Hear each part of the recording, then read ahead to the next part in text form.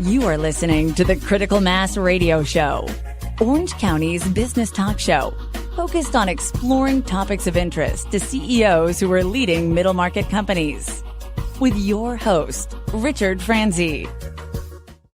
Hello and welcome to Orange County's longest running business talk show. I am your host, Rick Franzi. We have a very good, if not great, show planned for you today. Why, do you ask? Because Dr. Carrie Perry, founder of Sweet Talk Desserts, is our guest. Dr. Perry, I'm going to call you Carrie from now on. Welcome to the show. Thank you. That's perfect. It's an honor to be on your show. Yeah, we're going to have some fun. Let's talk about your latest venture, just over a year old. So what was your original motivation, or at least the genesis, for getting to launch Sweet Talk Desserts? Boredom. The pandemic. The need to connect in some basic way and to uplift spirits, including my own. And baking has always been my go-to thing when I'm bored or I need to smile. And a few people encouraged me and the business was born. I'm always interested when entrepreneurs take something that they love doing, or like in your case, you've been doing it for a while and people have probably suggested, as you alluded to, that you should make a business out of this. How does that happen where it goes from a passion and a hobby to a business? What changed for you in that moment where you decided there's a business here? Well, honestly, my mindset was it can't be that hard because I've been baking for 40 years, right? I know how to bake. I love to bake. I use the best ingredients, so on and so forth, blah, blah.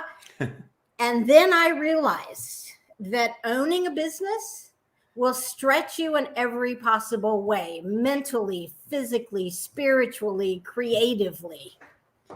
In fact, I saw a meme on Instagram the other day, and it said, do you mind cookie or confessions? We put made with love on our cookie packaging because made with cursing, 2 trips at least to the store, and lots of caffeine just won't fit on a cute label. If you really want to know your core strengths, start a business during the pandemic. I mean, who does that? I guess I did. Uh-huh. So what have you learned in the year plus that you've been doing this? When you went from hobby to profession to business, what did you learn you needed to do differently or in addition to have a successful business? Well, there's a huge difference between baking for friends and family and baking with the intent to sell. You really have to radically alter your mindset. And for me, I learned that I really have to think about the people that I'm baking for. So if I'm baking for a business and they want to put their logo on cookies, okay, I really have to get into the mind, not just of the business owner, but if I was a customer of theirs, how would I feel if I received a box of cookies with the company logo as a thank you for their business? So everything goes into it. It's not just the cookies and the frosting. It's the packaging. It's the delivery. So it's just so much more complicated, but it's also so much more satisfying because you know that what you created is going to make somebody else smile. So I imagine, Carrie, you had a Rolodex of recipes. How did you choose, or did you choose, what cookies you were going to focus on as the foundation for the business? How did you make that choice? Well, that's a great question. My favorites and my family favorites. Baking, I come from a long line of creative people. I was never creative in writing poetry or painting or sewing like so many of my other family members, but baking was my creative outlet. And as a result, that's what I went back to, family favorite recipes. My chocolate chip cookie recipe is my mom's. My pecan pie recipe comes down from my great grandmother. So it's family traditions that I initially started with, and now I'm branching out. So my basics, banana bread, blueberry muffins, chocolate chip cookies, my favorite pies, those all come from the family get-togethers and the family favorites. Because at the heart of family is love, and love equals food and getting together, and everybody always gravitated to the kitchen. So it's just really, I exploded the dot of the family favorites. So how did you decide on the name? Again, family connection. As far back as I can remember, I've been helping my mom and both my grandmothers in baking. My grandmother I have it now, a Greek cookie recipe that it's not made with eggs, so you can eat the dough. And my cousins and I would always sneak in the kitchen and steal pieces of the dough. And finally, one day, my grandmother sat me down and said, Carrie, you work first, you eat your treats afterwards. She said, once the cookies are done, we will sit down, have a sweet talk, and eat our sweet treats. So the name is homage to my grandmother, who was so exceptionally patient in teaching me so much of what I know about baking. That's a great So Sweet Talk Desserts was born from all of her sweet talk and sweet treats. I love how you're interspersing stories with your answers. That really makes them resonate for me, and I'm sure for the audience. So thank you, Carrie. How did you first get started? I mean, take us back. Like, who was your first customer, and how are you scaling the business now to, you mentioned maybe businesses that are buying them as gifts. So take us on that journey. Well, my very first customer was a 45th high school reunion. Do I feel old now? But I hosted it at year 40, and so at year 45. And somebody asked me, are you going to make all of the desserts? And I said, sure, I can. Because it was, everybody paid $25. So my first customers were people I went to high school with. And from there, they owned businesses. And so one of the businesses, wealth management, I go in every month and I deliver birthday cakes or cookies or whatever to showcase appreciation for and to celebrate birthdays and anniversaries for their employees. So that was my first start. And then I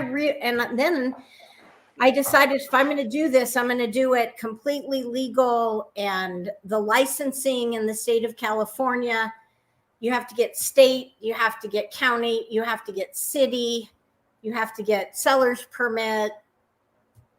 So it was a huge learning process. And that took from April to October when the business finally launched. So, I'm sorry to interrupt, but I was just curious. Are you currently using your kitchen as the kitchen? Yes, I have a big kitchen. I know people can't see behind me, but I have a triple oven and stove and huge counter space. And so I'm licensed as a cottage business operation by the state, county, and city. Was that a difficult process? I know it took months to get done, like almost sounds like 6 months. It's not so much difficult as it's time consuming, because in my case, I wanted the Class B, which meant having inspectors come out, inspect my kitchen, make sure my setup was right. I had to take food safety tests. I had to be certified. So it's just a step-by-step process. It's a little bit expensive because I went the route of an LLC, which a lot of people don't, but I wanted it to be a total separate business entity from my personal life. So how big can the business get before your personal kitchen, even with as it's configured, maybe doesn't have the scale that you're going to need? Have you?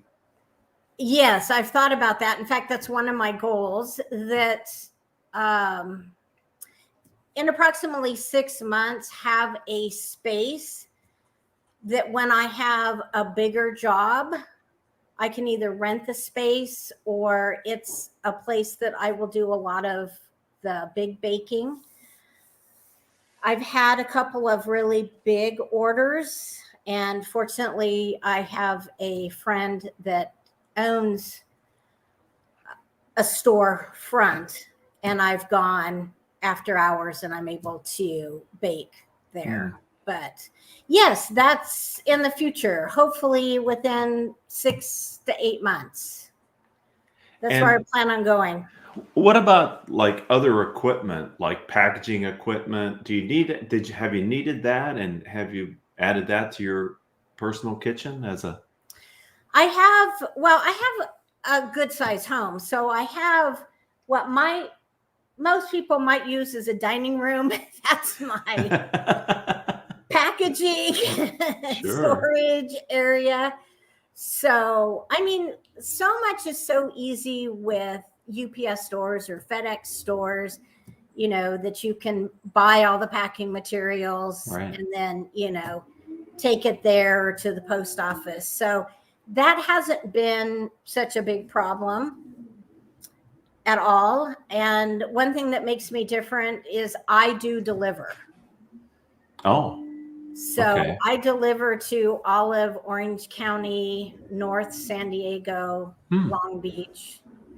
Haven't had to go into LA yet, but hopefully down the road. Do you see online as an opportunity for you? And if Absolutely. so, okay, can we talk a little bit about that then? Oh, yes. My goal in the next 3 months, I'll get through the holidays because those are really busy. But January and February, I'll start doing some podcasts. A lot of people will tell me, it's amazing you make these pies because pie crust is so difficult. Well, it's not rocket science. Okay. It takes patience. Okay. And perseverance. I can't tell you how many pie crusts I've thrown in the trash, literally, because it's like, this is not working, and started over. But I want to do podcasts that show people that, hey, it doesn't have to be perfect. It won't be perfect because it's made by hand, not by a machine. And that the whole experience is what's valuable. It's the journey. It's the story of how I started with a bunch of apples and I turned it into a delicious apple pie. And it's very gratifying. So I want to do some podcasts and some videos. Certainly. Like that. And what about having people buy? Lessons on how to do this. Sharing your knowledge then, really. I want it to be fun. I mean, I'm a teacher. I'm a retired professor from Cal State Fullerton. So I have to include some element of education and teaching. And I've learned so much, especially the food science aspect of it. So what's the hardest thing to bake that you have had an order for that is challenging? You talked about maybe iterating your pie crust, but I'm just wondering. Scones. Yeah? Scones. They sound very simple, but you really have to get the dough right, and you can't overwork it, but you can't underwork it. And the first time I made scones, they were really hard, not edible. But all of my mistakes, like the scones and the pie crusts that I've thrown out, or the cookies that I have burnt, have taught me that I have to be in a positive frame of mind, because you can't be unhappy when you're making a pie crust, because your pie crust will react to, I know that sounds crazy, but you have to be happy and you have to love what you're doing. And then it turns out all right. I rushed the scones. I wasn't patient enough. And now my scones turn out really nice. Yeah, there's no substitute for experience, and it sounds like you have you have years of experience, but now over the past year plus, it's really condensed into a lot more experience because you're doing it more frequently. Because now you're getting orders and you're supplying them, and probably making because, more sweets than you could ever eat. So you have to sell them. Yeah, exactly. Because when you're baking for your friends or family, if there's a couple that's charcoaled on the bottom, oh, well, scrape it off, people. Okay. Right. But you can't do that when people are paying you. Mm-hmm. You want it to be as perfect as it possibly can be. Right. To meet their expectations, because especially in the example where they're giving them away to their clients as gifts, then that reflects on their brand too. So you really have to be careful of that. This is interesting. And I'm a perfectionist. I mean, I really am. I will ask my husband and my really good friend, take a look at these decorated cookies. Can I really sell these? Yes, Carrie, they're fine. No, but see all of these little tiny mistakes. And you're the only one that sees that. So again, that's another lesson that I've learned, that when you're dealing with dough, it's never going to be perfect. Yeah, there's such a movement towards artisan products, baked goods, and a move away from manufactured food. So it seems like there's some macroeconomic and forces that are benefiting you as an entrepreneur, which is always a good thing especially when you're launching a business. I'm wondering, where are you going, Carrie, to get access to other entrepreneurs and early stage business owners who have experience and insights that are helping you to grow your business and stay ahead of your competition? I take classes constantly. There's 3 or 4 people in my area alone that have really scaled back their custom cookie making and are doing more teaching. Every chance I get, I'm taking classes either in person or online. YouTube videos, Pinterest videos. I watch baking shows. Alton Brown and his food science has taught me so much of why you use baking soda versus baking powder. Things like that I feel like are upping my game to the next level. And I've joined a couple of networking groups to get the word out. B&I Hidden Jewel and eWomen. And honestly, the customers keep me learning because they'll say, can you bake this? Of course I can. Of course I can. Yeah. And then I will, because if there's a recipe, I can follow it and I can make it. It may take me a couple of practice times. The first time that I ever made croissants, they weren't as puffy as I wanted them to because I hadn't worked the butter in enough. Okay, so it's things like that. But so I watched a video and then another video, and then I was doing it as I was watching it. So lifelong learner here, constantly learning. I'm not the best at everything, and I don't want to be the best at everything, but I can certainly learn from those that have established themselves as one of the best in a niche market. And I so appreciate them sharing themselves online. Interesting. I as an entrepreneur, I think you have to keep evolving and learning. The business can only go as far as you're willing to take it, and there's always a new opportunity to learn. So I'm so glad to hear your answer to that question. Let's turn our attention to the future. Okay. What's your vision for your firm, Carrie? My vision is to develop an empire. Okay. Not a huge one, but a small one. I don't want to take over the whole world, just my little corner. No.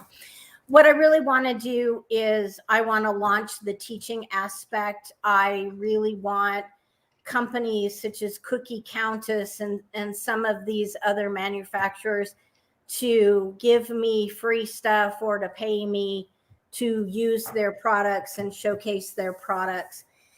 And I really want to establish an 80-20 where I donate 80% and I live off 20%, because I really want to leave the world a better place. And maybe it's through cookies, maybe it's through giving cookies away, but you can't eat a cookie and not smile. And I just want to leave the world smiling. Very nice. And the world can use a little more well-made cookies, that's for sure. There's so many I hope opportunities so. for that. Never enough. So if someone would like to connect with you, maybe on LinkedIn, or learn more about your firm, where would you tell them? How would you tell them to find that out, Carrie? Okay, the name of my company is Sweet Talk Desserts LLC. So I'm on LinkedIn and Facebook and Instagram. And Friday, the website will be launching, and I will be including the website on all of the social media aspects. So the timing to be on the show here on Tuesday is perfect for people to pick it up and then find your website. That'll be great. Right. That's great. Well, I want And to my phone number is Sure. on all the social media sites, and will be on the website as also. So I want to thank you for giving some of your time. I know you're busy there in the kitchen, but it's nice to have you on the show to talk about your business. It was enjoyable. Thank you so much. So now you just have to let me know, is it chocolate chip cookies? Is it a pie? Is it a caramel apple? What treats do you want to try? Jeez. Well, you have quite the selection there in your You'll portfolio. have to think about it. Let me Sweets. know. I will. I'm not going to rush to judgment, because No, I want to take consider this your carefully. time. Let me know. Will do. I will definitely. So thank you. Thank you so much. I really appreciate your time. My pleasure. I'd like to thank the audience too. You've been a part of Orange County's longest running business talk show. Carrie's episode was episode number 1394 in our catalog of podcasts. If you're an Orange County entrepreneur and you'd like to tell your story, then connect with me on LinkedIn. I'm Rick, R-I-C, Franzi, F-R-A-N-Z-I. That also happens to be my website, rickfranzi.com. And until the next time we have a chance to be together, I hope all of your business decisions will move your company in a positive direction.